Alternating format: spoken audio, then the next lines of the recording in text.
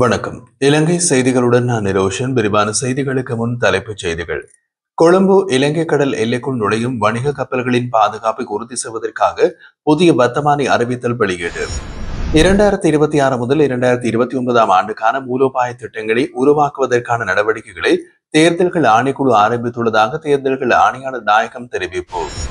முல்லைத்தீவு முத்தியன்கட்டு சம்பவம் தொடர்பான தகவல்களை சில தரப்புகள் திரித்து அரசியல் லாபம் தேடுகின்றன என்று அரசாங்கம் குற்றச்சாட்டு. தனது உத்தியோகபூர்வ இல்லத்தை விட்டு முன்னாள் ஜனாதிபதி மஹிந்த ராஜபக்ச வெளியேற தயாராகி வருவதாக வெளியாகியுள்ள தகவல்கள். இனி விரிவான செய்திகள்.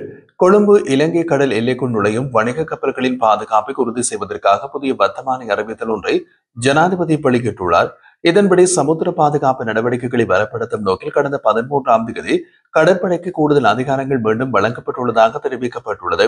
சர்வதேச கடல்சார் அமைப்பு 2023 செங்கடல், ஏடன் வளைகுடா மற்றும் சோமாலிய கடற்பரப்புகளை ஆபத்து மிகுந்த பகுதிகள் இல்லை என்று அறிவித்திருந்த போதிலும் குறித்த கடற்பரப்புகளில் கடற்கொள்ளையர் தாக்குதல்கள் தொடர்ந்து அதிகரித்து வருவதாக குறிப்பிடப்பட்டுள்ளது.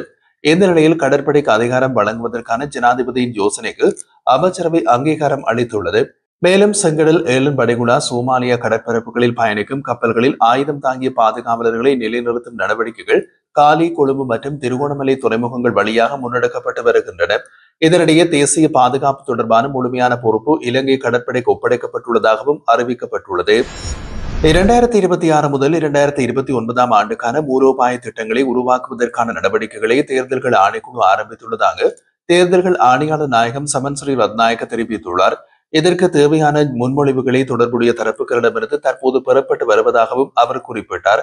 அதன் அடிப்படையில் அரசியல் கட்சிகள், தேர்தல் கண்காணிப்பு அமைப்புகள், ஊடகங்கள் மற்றும் பொதுமக்களிடமிருந்து முன்மொழிவுகள் எதிர்பார்க்கப்படுகின்றன. குறிப்பாக தேர்தல்கள் தொடர்பான சட்ட சீர்திருத்தங்கள் மீது சிறப்பு கவனம் செலுத்தப்பட்டுள்ளதாகவும் அவர் குறிப்பிட்டார். மேலும் தேர்தல்கள் ஆணைக்குழுவுடன் இணைந்து அரசாங்க அச்சகம், அஞ்சல் திணைக்களம், காவல்துறை, தேர்தல் கண்காணிப்பு அமைப்புகள், அரசு மற்றும் அரசு சாரா நிறுவனங்கள் உள்ளிட்ட பல்வேறு தரப்புகளிடமிருந்தும் பரிந்துரைகள் பெறப்பட்டு வருவதாக அவர் குறிப்பிட்டார். நாட்டில் மாகாண சபை முறைமை இனி தேவையற்றதாக பிரதியமைச்சர் ரத்னகமகே தெரிவித்துள்ளார்.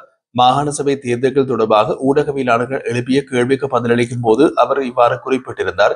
ஜனாதிபதி உள்ளார், அமைச்சரவை உள்ளது, நாடாளுமன்ற உறுப்பினர்கள் உள்ளனர், மேலும் பிரதேச சபை உறுப்பினர்களும் செயல்படுகிறார்கள். இதற்கு மேலாக மாகாண சபை ஒன்றின் அவசியம் இல்லை என்று அவர் குறிப்பிட்டிருந்தார். 2014 ஆண்டில் தான் கடைசியாக மாகாண சபை தேர்தல் நடைபெற்றது. 2018 அவற்றின் பதவிக்காலம் முடிவுற்றதை தொடர்ந்து இன்று வரை எந்த மாகாணத்திலும் மக்களின் தெரிவு செய்யப்பட்ட பிரதிநிதிகள் இல்லை.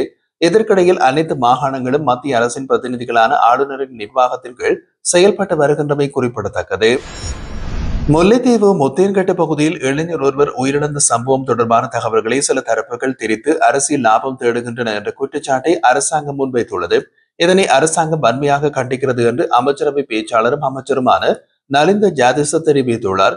இன்று அரசாங்க தகவல் திணைக்களத்தில் இடம்பெற்றிருந்த விசேட செய்தியாளர் சந்திப்பில் கலந்து கொண்டு அவர் இதனை விளக்கியிருந்தார்.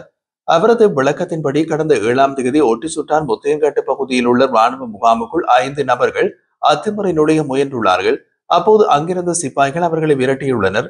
தப்பி செல்லும் தருணத்தில் ஒருவர் நீரில் மூழ்கி காணாமல் போன நிலையில் பின்னர் அவர் உயிரிழந்த நிலையில் மீட்கப்பட்டார். இந்த சம்பவம் தொடர்பாக 3 ராணுவ சிப்பாய்கள் கைது செய்யப்பட்டு விசாரணைகள் நடைபெற்று வருகிறது.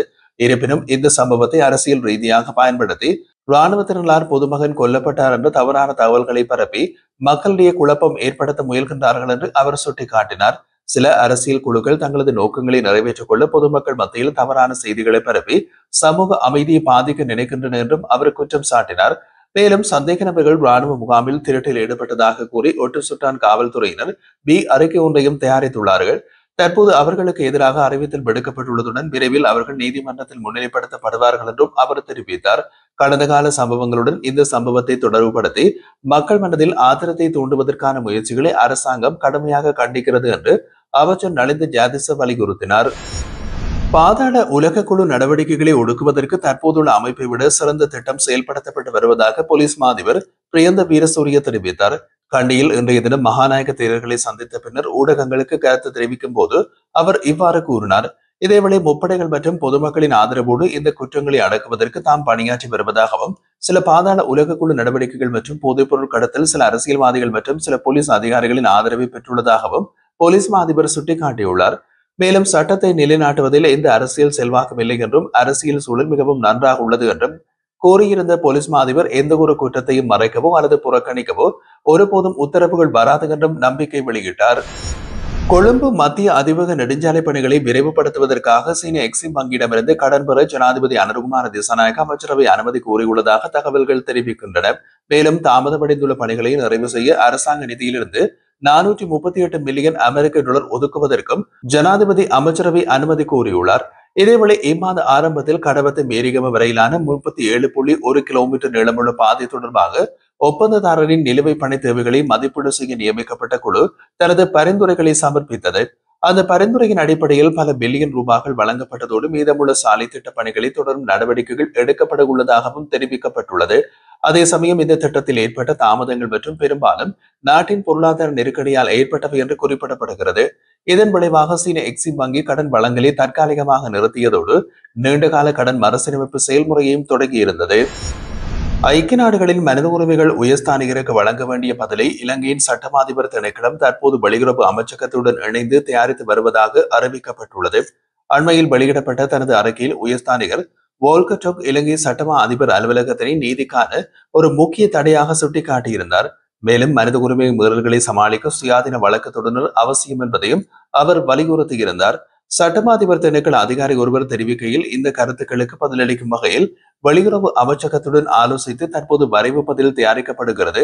இந்த பதில் எதிர்வரும் செப்டம்பர் மாதம் நடைபெறும் ஐநா மனித உரிமைகள் பேரவையின் 60வது அமர்வில் இலங்கை அரசாங்கத்தின் நிலைப்பாடாக முன்வைக்கப்படும் என்று எதிர்பார்க்கப்படுகிறது. முன்னதாக கடந்த செவ்வாயன்று வெளியிடப்பட்ட அறிக்கையில் சட்டமா அதிபரின் வழக்கு தொடரும் விருப்புரிமை, காவல்துறையினரின் வரையறுக்கப்பட்ட புலனாய்வு திறன், தகுதி வாய்ந்த தடயவியல் நிபுணர்கள் பற்றாக்குறை, தமிழ் பேசும் அதிகாரிகள் இல்லாமை போன்ற பாதிக்கப்பட்டவர்கள் நீதி அடைவதை தடுக்கின்றன என்றும் தண்டனையில் இருந்து விலக்கு அளிக்கின்றன என்றும் உயர்ஸ்தானிகர் சுட்டிக்காட்டியிருந்தார். மேலும் இலங்கை அரசாங்கம் தனது கொள்கை அறிக்கையில் சுயாதீன பொது வழக்கு தொடரும் பணியகம் ஒன்றை அறிமுகப்படுத்துவதாக உறுதி அளித்திருப்பதையும் அவர் நினைவூட்டினார். குறிப்பாக மனித உரிமைகள் உயர்ஸ்தானிகர் வோல்கர் டோக் கடந்த ஜூன் மாதம் இலங்கை விஜயம் செய்த போது சட்டமாதிபர் பாரிந்த ரணசிங்கவை சந்தித்திருந்தமையும் குறிப்பிடத்தக்கது. முன்னாள் ஜனாதிபதி மஹிந்த ராஜபக்ச விஜயராமவில் அமைந்துள்ள தனது உத்தியோகபூர்வ இல்லத்தை விட்டு வெளியேற தயாராகி வருவதாக தகவல்கள் வெளியாகியுள்ளன. முன்னாள் ஜனாதிபதிகளுக்கான ஓய்வூதிய உரிமைகளை நீக்கும் சட்டமூலத்தை அரசாங்கம் முன்னெடுத்து வரும் நிலையில் இந்த நடவடிக்கை அவர் மேற்கொள்வதாக தென்னிலங்கை ஊடகங்கள் செய்தி வெளியிட்டுள்ளது. இந்த சட்டம் மூலம் நிறைவேற்றப்பட்ட பிறகு முன்னாள் ஜனாதிபதிகளுக்கு உத்தியோகபூர்வ இல்ல வசதி வழங்கப்படாது என்பதனால் மஹிந்த ராஜபக்ச தரப்பு மாற்று ஏற்பாடுகளை மேற்கொள்வதாக தெரிவிக்கப்படுகின்றது. தற்போது அவர் கொழும்பு அல்லது அதனை சுற்றியுள்ள பகுதிகளில் பொருத்தமான வாடகை வீடொன்றை தேடி வருவதாகவும் அரசியல் வட்டாரங்களில் தகவல்கள் வெளியாகியுள்ளன. மெதனமுல் அளவில் தனிப்பட்ட வீடு இருந்தாலும் அவரது உடல்நிலை காரணமாக மருத்துவ சேவையை பெற்று சிரமம் ஏற்படும் என்பதையும் கொழும்பிலிருந்து அங்கு செல்லும் தூரம் சவாலாக இருப்பதையும் கருத்தில் கொண்டு அவர் இந்த முடிவினை எடுத்துள்ளார். முன்னாள் ஜனாதிபதிகள் தங்குவதற்கான புதிய திட்டங்கள் முன்மொழியப்பட்டிருந்தாலும் பாதுகாப்பு அம்சங்களை கருத்தில் கொண்டு இறுதி முடிவுகள் எடுக்கப்படவில்லை. மேலும் அவரது குழந்தைகளின் வீடுகள் இருந்தாலும் பாதுகாப்பு காரணங்களால் அவற்றை தேர்வு செய்ய வாய்ப்பில்லை என்றும் தெரிவிக்கப்படுகிறது. இதனால் அவரது பாதுகாப்பு பிரிவு மற்றும் நெருங்கிய பணியாளர்கள் தற்போது அவருக்கு பொருத்தமான மாளிகை ஒன்றை தேர்ந்தெடுக்கும் பணியில் ஈடுபட்டு வருகின்றனர். இதேவேளை எதிர்வரும் நாட்களில் ஜனாதிபதி அனுருகுமார திசாநாயக்க மற்றும் தேசிய மக்கள் சக்திக்கு எதிரான அரசியல் பிரச்சாரங்களை மேலும் பலப்படுத்துவதற்கு மொட்டுக்கட்சி தீர்மானித்துள்ளதாக தகவல்கள் வெளியாகியுள்ளன.